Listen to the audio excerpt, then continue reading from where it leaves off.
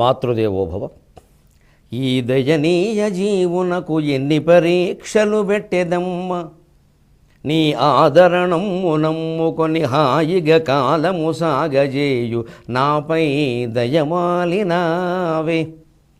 ప్రతిభారహితుండను గెల్వలేను, నీ పాదము జూచి వ్రాసెదను ప్రక్కన నీవే పరీక్ష వ్రాయుమీ. జగన్మాత, నీ పాదము జూచి వ్రాసెదను ప్రక్కన నీవే పరీక్ష వ్రాయుమీ.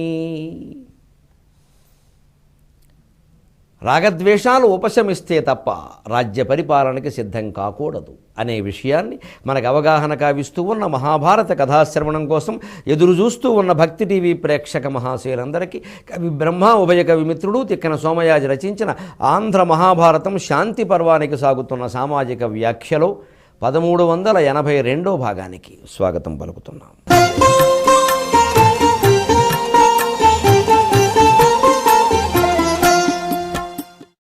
శంఖలిఖితుల కథలో ఉన్నాం మనం.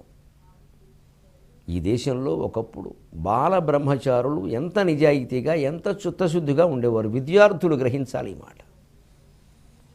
ఇవాళ ఇంజనీరింగ్ చదువుతున్న విద్యార్థులు దొంగతనాలు చేస్తున్నారు అంటే, కడుపులు వార్తలు చూస్తూ ఉంటే మా పిల్లలే చేసినంత ఆవేదన కలుగుతుంది నాకు.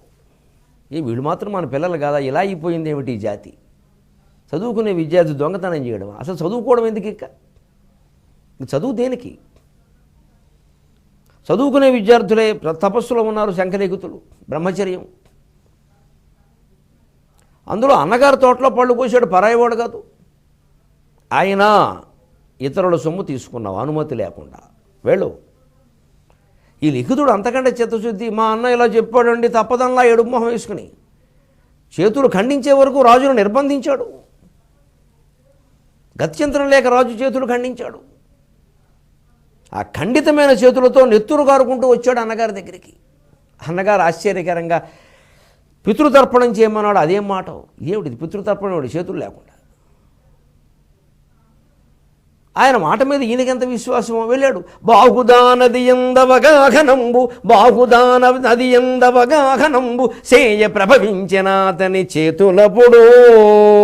మూకం కరోతి వాచాలం పంగుం లంఘయతే గిరిం యత్కృపాతమకం వందే పరమానందమాధవం, పరమానందమాధవం. ఘటనా సమర్థుడైనటువంటి భగవంతుడు ధర్మరక్షణ చేసినందుకు ఆ లిఖితునికి ఇచ్చిన బహుమానాన్ని గమనించండి. బాహుదానది ఎందవగాఘనంబుసేయ ప్రభవించనాతని చేతులప్పుడు విస్మయం బంది అతడు వేవేగ వచ్చే అన్నపాలికి, విస్మయం బంది అతడు వేవేగ వచ్చే అన్నపాలికి మగుడ ప్రకర్షమసగా, మగుడ ప్రకర్షమసగా. నిన్ను సేవింపగా ఆపదల్బొడమని నిత్యోత్సవం బబ్బని జనమాతృండనని మహాత్ముడనని సంసారమోహ పైకొనని జ్ఞానము గల్గని గ్రహగతుల్ కుంతింపని మేలు వచ్చిన రాణి అవి నాకు భూషణములో. శ్రీకాళహస్తీశ్వర పవి పుష్పంబగు అగ్ని మంసగు అకూపారంబు భూమిస్థలంబగు శత్రుండతి మిత్రుడు విషము దివ్యాహారమును ఎన్నగా అవనీ మండలి లోపలన్ శివ శివేత్యభాషణోల్లాసికిన్. శివ శివ శివ నీ నామము సర్వవశ్యకరమౌ శ్రీకాళహస్తీశ్వర. ఎంత గొప్ప సాహిత్యం ఉందండి. ఆ సాహిత్యం ఎంత నిజమండి. ఇలా బాహుదా నదిలో ఇలా మునిగట్ట. అవగాహన అంటే మునగడం. గమనించండి, ఒక విషయాన్ని అవగాహన చేసినప్పుడు దాంట్లో మునగాలి. పరీక్షల కోసం చదివినారు మొక్కలు రాయడం అవగాహన అనరు దాన్ని. అవగాహన అంటే మునగాలి, మళ్ళీ లేవాలి. మునిగిపోతే ఇంకెందుకు మరి? అంటే పుస్తకాల్లో మునగాలి. వీడికి చదువు వచ్చే యోగం ఉందని చెవి చూస్తే అడుక్కునే యోగం ఉందని చెప్తాడు. రెండో ఎక్క మొదలెట్టకుండా చదువు వచ్చే యోగం ఉందని అడుగుతావా? యోగాన్ని బట్టి వస్తుందా చదువు? చదవకుండా యోగం లేదు, యోగం లేదని శతాబ్దాల తరబడి చదువుకు దూరం చేసినటువంటి జాతులందరూ ఇవాళ చదువుకుని బ్రహ్మాండమైన ర్యాంకులు సాధిస్తున్నారు. చెప్పండి, నిజాయితీగా మాట్లాడదాం. మన కులాలు మర్చిపోయి యోగం లేదనే మనకి మీరు అందుకోసం పుట్టారు, మీరు చదవకండి, మీరు వెనకాల కదండి. వాళ్ళందరికీ వాళ్ళు వచ్చి చదివారు, వాళ్ళు ఐఏఎస్లు అయ్యారు, ఐపీఎస్లు అయ్యారు, బ్రహ్మాండంగా పరిపాలన చేస్తున్నారు.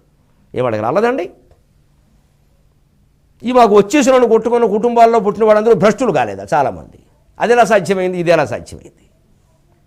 ఎప్పుడు ఆ వ్యక్తి కృషి మీద ఆధారపడి ఉంటుంది. ఆ కృషిని ప్రోత్సహించాలి. నమ్మాడు, ధర్మాన్ని నమ్మాడు, వెళ్ళాడు, చేతులు ఆయన రాజు ఆయన ధర్మం ఆయన చేశాడు. ఇప్పుడు భగవంతుడు తన ధర్మం తాను చేశాడు. ఇంతమంది శంఖుడు సహా, లిఖితుడు సహా, శుద్ధిమునుడు సహా అందరూ తన ధర్మాన్ని తాను చేసినప్పుడు ధర్మం రక్షిత రక్షిత. మరి ఇప్పుడు భగవంతుడు తన ధర్మం తాను చేసి అతనికి చేతులు ఇవ్వకపోతే అధర్మం పెరిగిపోతుంది. అనవసరంగా చేతులు పోయే కానీ మీరు రేడమ్మా. 2 పళ్ళు దొంగతనం చేస్తే చేతులు నరికేసుకోవడమా? 200 కోట్లు నొక్కేసిన వాళ్ళు హాయిగా చేతులు ఒప్పుకుంటూ తిరుగుతున్నారు. అలాగా చేతులు ఒప్పుకుంటూ కోట్లు నొక్కేసిన వాళ్ళు. ఏ దేశాన్ని, ఎటువంటి దేశాన్ని ఏ స్థితికి తీసుకొచ్చామండి. అందుకని నేను ప్రభవించాను. ఒక్కసారిగా చేతులు వచ్చాడు, ఆశ్చర్యపోయాడు. విస్మయం బంది అతడు వేవేగ వచ్చాను అన్న పాలికి మొగుడా.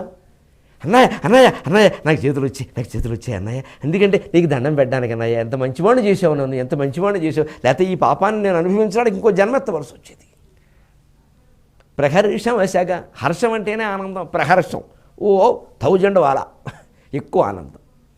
అప్పుడు అన్నట్ట,